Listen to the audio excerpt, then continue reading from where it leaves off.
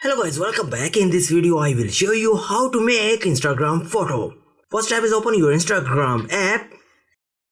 Then tap plus icon at the bottom of the screen. Choose a photo or video from your library or shoot one in the app. Then OK. Tap edit and then adjust your level, cropping. And then OK. Change your color saturations, contrast on your demand.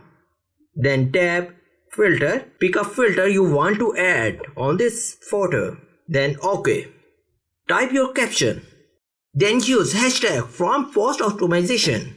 Tag your friends and add location.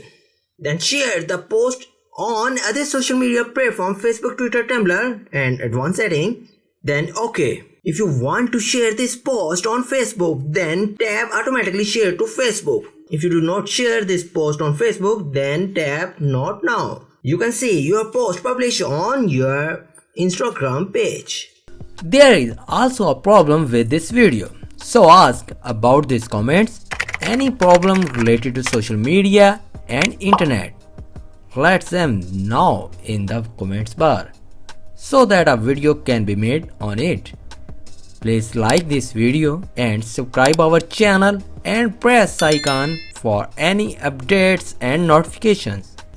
Thanks for watching.